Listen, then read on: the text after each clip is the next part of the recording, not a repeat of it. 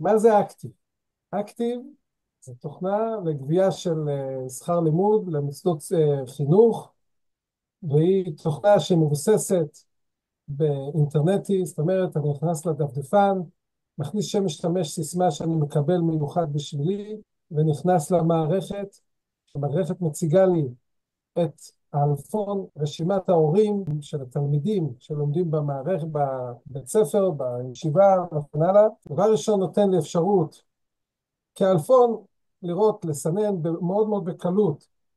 יש לי, אני רוצה לראות הורה מסוים, אני יכול מיד להקליד בכותרת את האות הראשונה, הרשימה מצטמצמת, ואם אני רוצה הורה לא לפי השם משפחה, אפילו נניח כתובת, אז אני גם כן פה יכול לכתוב יצחק, אז מביא לי כל מי שגר ברחוב שמתחיל, שיש בו את השם יצחק, או אפילו הפוך, 144, אתם מכירים? אני רוצה מישהו שהמספר טלפון שלו מתחיל ב57, והנה יש לי כל אלה, זה מצמצם, 572, ונעשה 5, נצמצם עוד, אבל וכן הלאה, אני יכול להגיע דרך המספר טלפון מי ההורה.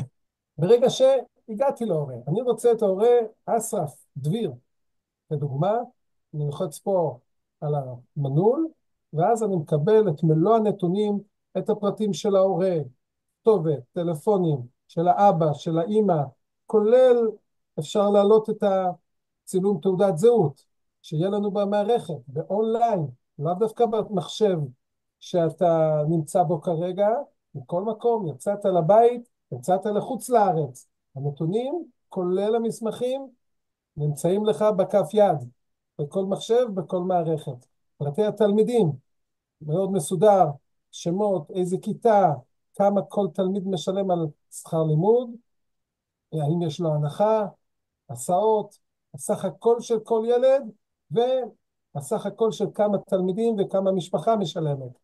ההיסטוריה, חודשים האחרונים, כל חודש בשנים האחרונות, כמה הסכום שהיה אמור להיות לתשלום, כמה שולם בפועל, האם יש לה חוב למשפחה הזאת, ואיך החוב יצטבר מחודש לחודש. וכן הלאה. וכמובן, אפשרות להכניס יותר מאמצעי תשלום אחד להורה. אפשר לגבות גם בהוראת קבע וגם באשראי. חלק בהוראת קבע אחת וחלק בהוראת קבע שנייה. הכל אפשרי.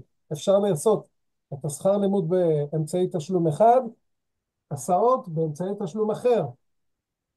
תזכורות כמובן שאפשר להכניס על כל אחד מהתלמידים וכל המשפחות, ואנשי קשר. כך, לסיכום, המערכת, לפני שאנחנו צוללים פנימה לחיובים והתשלומים וכמה איך לגבות וכל זה, כמערכת מידע בלבד, דבר ראשון, בצורה הכי נוחה, ברורה, הורים, תלמידים וכל מה שצריך, מסוכם מצד אחד, מפורט מצד שני, בצורה מאוד מאוד ברורה, להנאתכם. תודה רבה.